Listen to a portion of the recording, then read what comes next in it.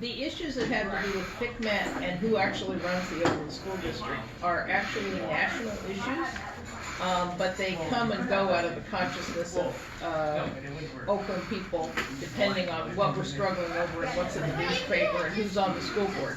So I want to talk briefly. I lived through and was involved in the struggle about the takeover of the school district by the state of California.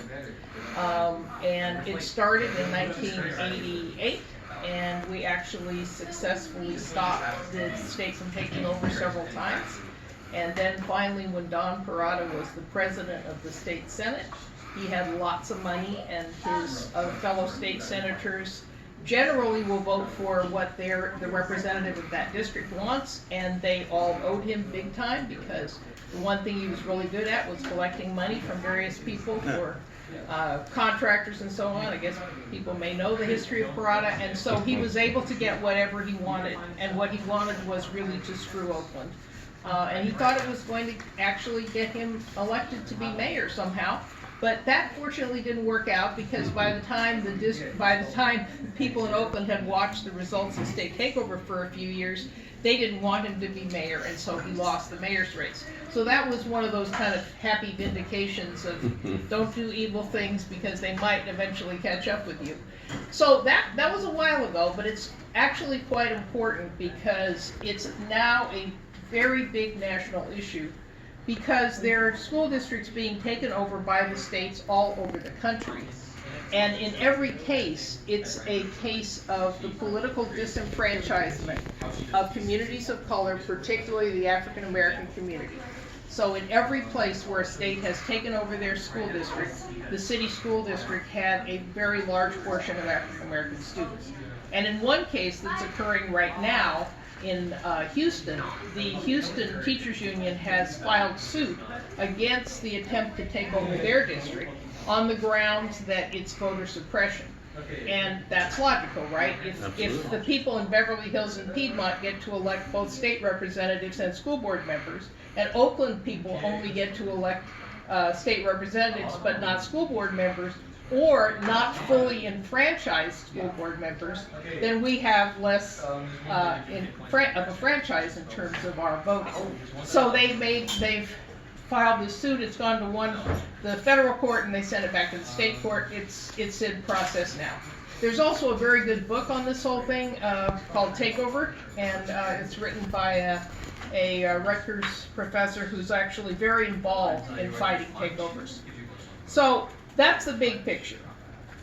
On the California picture, Parada was very anxious to take over the district for some of the reasons that I said, and also because he really did like playing with the money.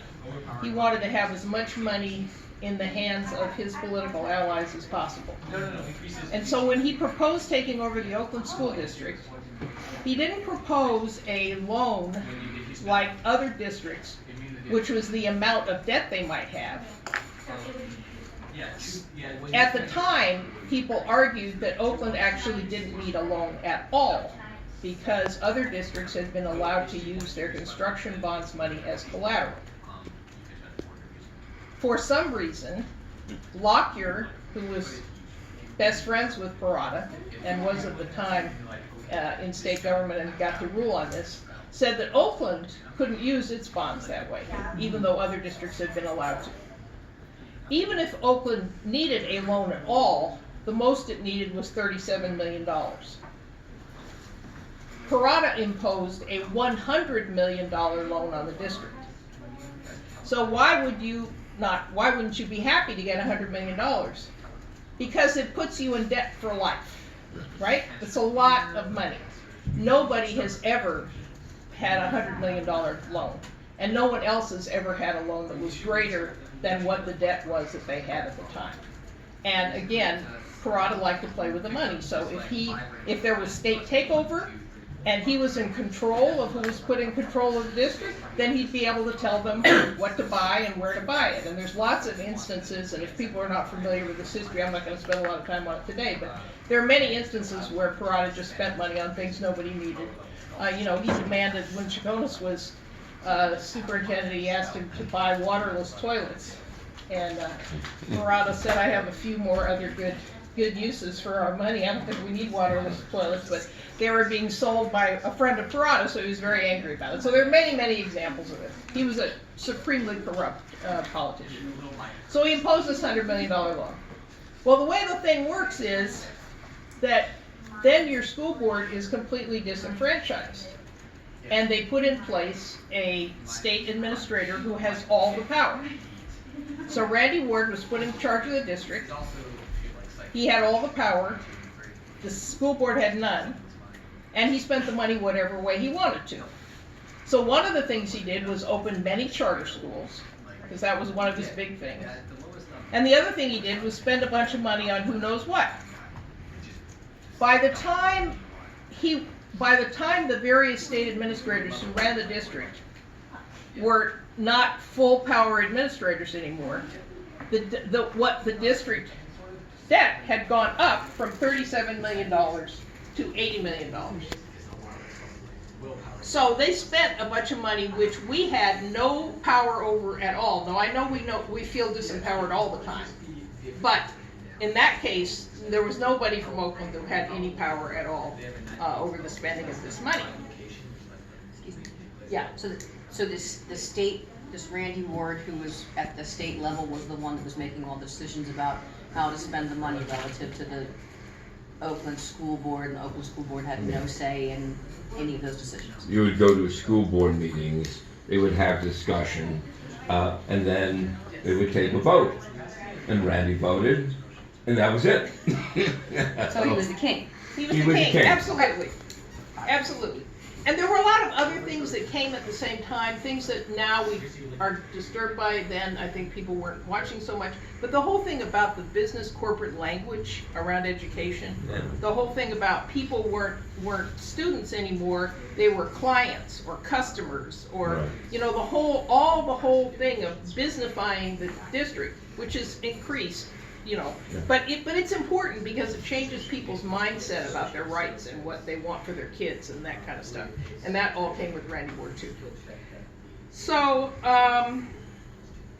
after this period, a few things happened. People were very disgusted with state takeover, very upset about it, and were complaining and protesting to Jack O'Connell, who was then the state superintendent.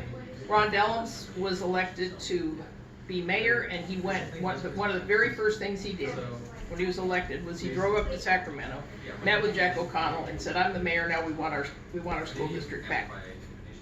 And there were other things too. That was one factor. Sondre Swanson introduced a bill at the time to get back the district. That was also very important. So they agreed that the district would now not have a full power trustee. And so people celebrated and said, okay, we got local control.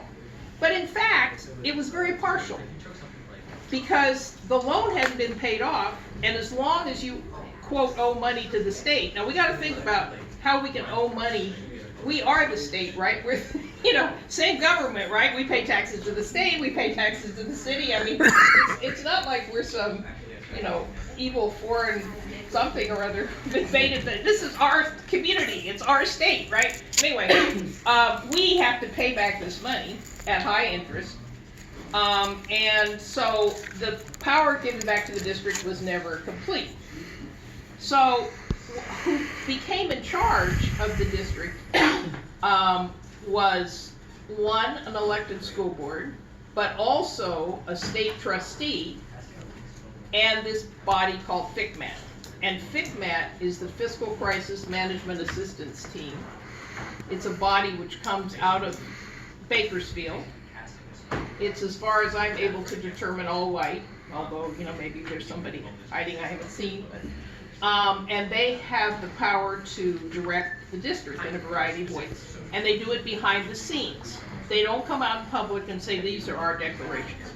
One of FCMAT's great things that they absolutely want and have always wanted and have tried to get Oakland to do for many years is close schools. Their position is Oakland has too many schools. You only need schools according to this amount of footage, according to this amount of kids, right? So you need to get rid of schools because, and the fact that Oakland likes to have smaller schools because they're better for kids is not important. What's important is that you have to fit the right footage with the right number of kids. One of the things they have said is that there should be no school with less than 500 kids. Well, elementary schools with 500 kids, that's not good for kids. No. And, you know, when you look at other school systems that do better in other countries, a lot of them have smaller schools, it's not good. But this has been one of their demands forever. So this is a problem with FCMAT. The second problem with FCMAT is that they have had authority to veto any decision of the school district for all the years since the beginning of the loan, and the district's financial position has gotten worse every year.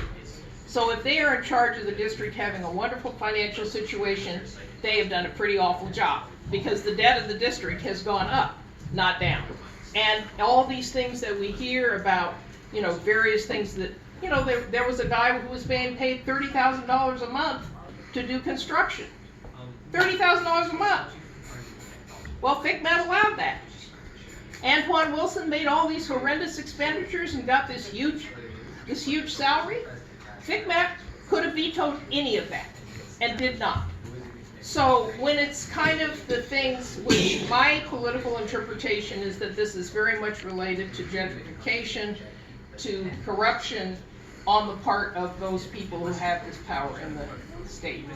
Now, I'm not saying the people who've been on the school board and haven't jumped up and down and thrown themselves in front of a truck about it, I think they should have. And, you know, they should have done something effective to make this clear to people to stop these things from happening. So I'm not giving any kind of, you know, credit to the current school board. They should have stopped these things from happening. But if we're going to elect a new school board, they have to actually be in charge of the district, not be in the situation where they're being told all the time, do this, do that, and so on. And FCMAT has said a few times in public that if you don't make these decisions, we will make them for you. So we know that they are capable of telling the district you have to close schools, but they don't seem to be capable of telling an administrator that they can't pay $30,000 a month for a construction person. So, so that's the situation. I personally want to support candidates who will make clear this set of facts, who will ask that FCMAT be removed from the district, and if necessary, either ask for or conduct themselves an investigation of FCMAT. They've never been audited. They've done the same thing to many districts around this. It's not exactly the same, but similar things. They're harassing City College of San Francisco now and forcing them to get rid of classes. Again, same logic. It's not about students, it's about FCMAT's financial thoughts. So I think there should be school board candidates who will take on FCMAT and educate the public about it. And the other thing is, I think that the loan should be abrogated. I don't use the word forgiven because I don't think we did anything. So I'm not asking for forgiveness. I want them to get rid of the damn loan because we are not responsible for it. And there's several arguments for why we're not. And the most important one is probably that we never needed that in the first place. It was forced on us and spent entirely by state officials. There are people who are in office who agree with this and have said so in public, but they're not getting enough of a push about it. So Nancy Skinner, for example, made a statement about a year or so ago at a Wellstone Democratic Club meeting where she said Oakland got screwed, all these state administrators spent all this money, Oakland should never have had to have all that money or pay it back. Me and some other people went and met with her, and she said that she would raise it in a very particular tactical way she had, bringing it up to try to get it forgiven. The problem is it isn't a simple matter to get the rest of the state legislators to agree to that because, right, they've all got their own districts to look after. So and you know, the myth in Sacramento is that Oakland is particularly, you know, irresponsible, slow, dumb. You know, it's a racist thing, I think. I think the attitude toward Oakland in Sacramento is racist. But anyway, that's the opinion, and Parada and others have spread it around. So she didn't think getting it through as a regular bill would be successful. But she said that she did think that with support from a number of different people, the governor might be convinced to do something to work it into the budget without making a big deal out of it. We had this whole conversation, we worked on it for a while. I guess she got busy with other things that didn't happen. Basically, I think it needs a lot more pressure and publicity, and that's something I would want school board candidates to work on. I think running for office and getting elected in Oakland without taking on the role of the state is, a recipe for disaster. There's a bunch of junk in the district itself, but if we continue to be paying off this loan and meeting the demands of FCMAT around school closings and so on, the district's gonna be messed up. We need to be able to hold our own elected officials accountable just like any other district in California. And I think Oakland in particular is being discriminated against partly because of the needs of the gentrifying real estate people who want to do charter schools and want to close regular schools and want to give money to construction contractors and so on. So that's what I think. I think the candidates should take the position on FCMAT and the loan, and I think that's a very important thing for them to do, in addition to other things that they should do, of course. But I think those are important issues. Thank you.